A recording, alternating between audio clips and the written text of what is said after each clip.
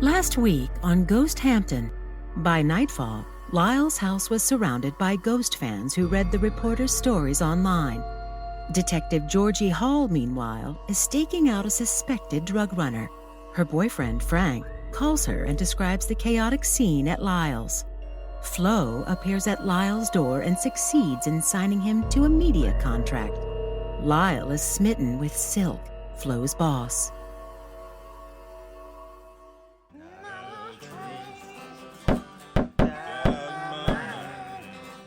Flo shows Lyle the bottom line of the exclusive media contract and hands him a pen. She's a bit surprised at how little attention he's given the details in the document, focusing instead on the photo of Silk. Still, Flo is gratified that she got her man. An extraordinary catch at that, with a ready-made controversial audience. Leaving Lyle with his own copy, she takes the signed contract back and it goes in her briefcase. Thank you, Lyle. You'll be glad you did this.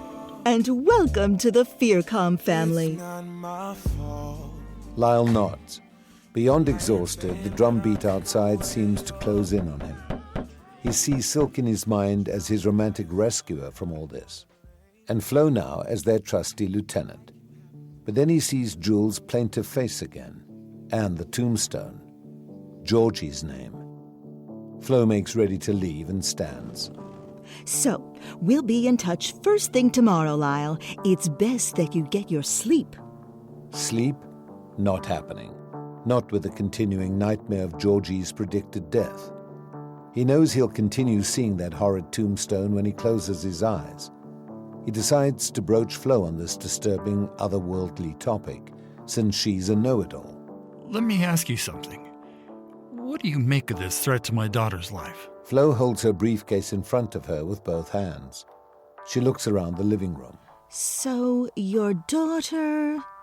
Georgie. Lived here once? Grew up here? She did.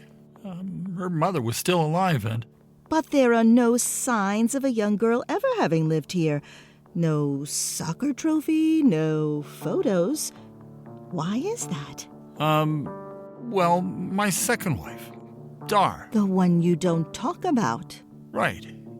She kind of cleaned the place out when she moved in. Hated everything. Including her new stepdaughter who posed something of a challenge. Well, hate is too strong a word. Georgie was a teenager, you know. And your second marriage ended before Dar could redecorate? Pretty much. And now you have a relationship with an adolescent, Jewel. Lyle nods dumbly at Flo as she focuses on him. The new girl is offering you something in return for your help. Possibly. Something extraordinary, beyond the simple return of strength to your lower extremities. Something quite unique and precious. Flo eyes Lyle carefully. Slumping there on the couch, his face is scratched raw, surely by his own hand. But it's a handsome face. If he were to shave and bathe, there's vestigial spiderwebbing in his hair and plaster dust. But he's smart too. His mind seems agile sometimes. On the whole, good for television. What are you doing about this, how do I phrase it, deadline? I'm calling her every day and telling her to be careful on duty. Helpful. How about if one day she doesn't answer? Well, I cannot tell Georgie that a ghost girl told me she's going to die in a few days. Oh, and you and your fear friends must not let that out either. You're sworn to secrecy. Flo nods her understanding. It won't help to tell Georgie. That would put her over the edge. She'd have me committed. Immediately. She's a realist. A hard-nosed... And you love her? Of course. But I need to find a way to, Georgie has a boyfriend? Yeah. Not too sure about him, though. He could be of value to you and your daughter. She might trust him more. Trust him with crazy bullshit? He's a fellow policeman. How'd you guess? I don't guess. Okay. How does a dead girl, or a coven of dead prostitutes. How do they know anything about my daughter of all people? They know things, Lyle. There is no time when you're dead. No clock, no calendar. People's deaths are not off in the future. Everything is now. The Kennedy assassination? Both. Atomic bombing of Japan? Both. The afterlife is not a peaceful place then. Depends on where you're spending it. Lyle, we'll talk more on this and related subjects. I thank you on behalf of FearCom for signing with us. You won't be sorry. Now go to bed. Lyle stands up. It was pretty easy to do, and reveals his full height, over 6 feet. Maybe Flo will share that with the mysterious Silk. Flo opens the door and a chant fills the room. I'm a believer. We'll pick you up in the morning. You can't stay here. Oh, and get a shower and a change of clothes for yourself. And pack a bag. Lyle immediately flashes on that exotic woman, Silk, bathing and dressing him. Flo forms a rueful smile. Silk does not bathe people. So don't even. As Flo heads out the door, Lyle glimpses the crowd in the street and on his own lawn. Cops are trying to maintain order. Flo closes his door and the place is quieter again, until Lyle's heart leaps out. Lyle Hall? Oh my God! Lyle grabs his heart, staggers a bit like he's about to faint, or have a heart attack. The old guy moves toward Lyle and steadies him by the elbow, looking in his eyes. Hey there, Mr. Hall. Don't get all worked up now. It's okay. It is not okay! What the fuck? I just wanted to make sure you were all right. You got home a while ago, and we haven't seen you for a long time. And that woman came after you with a briefcase. You expect me to come out on the porch and deliver an update? Well, some people want very much to know how Jewel is doing. Well, and you too, of course, Mr. Hall. Well, I'm fine. Just call me Lyle, okay? Lyle is fine. Catching his breath, Lyle takes in the old guy.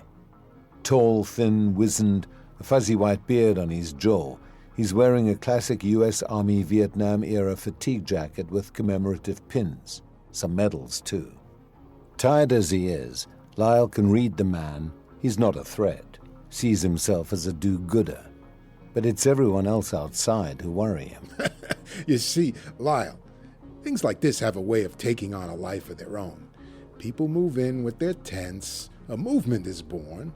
The authorities are forced to listen. And listen to you, too. So, when are you people going home? I don't see that happening. But maybe we can help in some small way. We do care about Jewel and old Vic. Jewel, Lyle thinks to himself. A clear image of her plaintive face, her expression, someone one of peace, as if she's faced some great tragedy. I need to remember this face, Lyle tells himself. Then her image is replaced by Georgie's terrifying tombstone. Lyle shakes it off. He can see his kitchen window from where he and the old guy stand. Police lights on the street flicker through the curtains. The chant continues, and somehow there's a face between the curtains staring in at them. A grizzled old face. A beard that's gotten so white it's turning yellow. And a grim set of eyes under thick bushy eyebrows. One of yours? Oh, that's Bert. Old friend. I guess all my friends are old at this point. Well, can you tell him to get the hell out of my kitchen window? I need some peace and privacy. Old guy walks to the window. Lyle notes how he's pretty spry. Bert! Lyle is fine. I wasn't worried about him. Well, he needs some peace and privacy. Tell everybody Lyle is fine. Listen, buddy, I don't need you all trespassing in my house now, too. Isn't it enough that I'm allowing you to camp on my lawn? Well, that nice big cop out there told us everything would be fine if we keep calm. Lyle runs his palm down over his eyes. Big cop Sergeant Frank. Did he now? What's your name? Glen Stanley. Pleased to meet you, Mr. Hall. Lyle shakes Glen's hand weakly. He glances at his kitchen door. It's ajar. Hey, how did you get in here? Oh, well, your door was unlocked. How is it all the doors to my house are unlocked? Well, turns out Bert used to be a locksmith. We didn't know when you'd finally show up home here, and some folks started to get antsy, you know? But then the police showed up. Lots of them. Lyle goes to the kitchen door, holds it open. That's trespassing. Breaking and entering. No harm was done, Mr. Hall. I assure you, and none intended. Drop in any time, Glen. You mean that? No. Oh, well, get some rest then, please, Lyle. Think you're gonna need it. Lyle mutters to himself as he heads to his kitchen window and peeks out. Glen is joining Bert around the campfire on his lawn. It feels kind of Norman Rockwell, except for all the cop cars and the crazy-looking people. Lyle moves to the living room.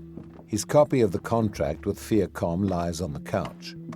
Lyle continues to a front window and peers out. It's disturbing. There are a few garbage can fires and people standing around them. He gets the distinct feeling these people came all this way. They want something. And they already broke into his house. What the hell comes next?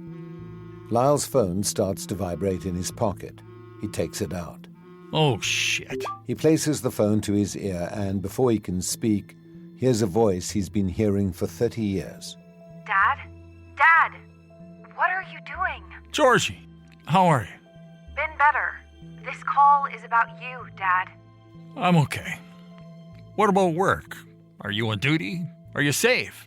Shouldn't you have a partner? Chief thinks this operation is too penny-ante to deserve a two-cop stakeout. I'm only here to observe and report. That said, you are now involved in your own special way. I am? I'm now being sexually harassed at work. Frank was at the station house and saw a white balloon taped to my locker, like a ghost, saying, "Boo." Oh, God. I am so sorry about that. Dear girl, you don't deserve that. Lyle thinks for a second. Wait, did you say sexually harassed? Dad, the ghost balloon was made from a condom. A shock goes through Lyle's nervous system. He goes back to the couch and sits. Oh, my God. That's terrible. People can sneak into the locker room? People cannot. This was done by a cop. On-the-job sexual harassment. It's Lyle's turn to sigh deeply. Maybe it's time to take a few days off. Go on leave for 4 or 5 days. Exactly the wrong move, Dad. I'm on my first stakeout as a detective. I cannot run home and hide because some troglodyte cop tried to be funny. What assignment would Chief give me next? Baking brownies? Jeez. How about Frank? Can he help? Be intimidating? Georgie thinks about that. He's a help. We'll figure something out. What I need from you is to stop this haunted house bullshit you embroiled yourself in. I saw the story in the Southampton Press. You come off as a madman. Please tell me you're not mad. Tell me you will stop this immediately. I want to take it all back, girl. But I truly believe I saw and heard something in the house. Father Mateo, too. Your handsome new friend. You're on News Channel 12 now, too, you know. You're inadvertently hurting my career. You're hurting the house, the neighborhood I grew up in. Okay, Georgie. I'm putting a stop to it. I'm actually working with a company now that will turn all this around. You make friends fast. Have to in my business. Lyle senses that Georgie is softening just a tiny bit. Please work closely with Big Frank on scaring off whatever bullshit artist in the station house has the time to harass women instead of collaring bad guys. Now that you mention it, we have a suspect. Good. So, Georgie, remind me, who's that techie cop on the job? The one who does police sketches? Linder? Why? I want to ask him something. Can I have his contact info? It's kind of time sensitive. Lyle can tell his daughter's silence means she's about to refuse. Please, for old time's sake? Which old time might that be, Dad? Can I get back to you on that? They both let out a mordant chuckle. They're first together in a long time.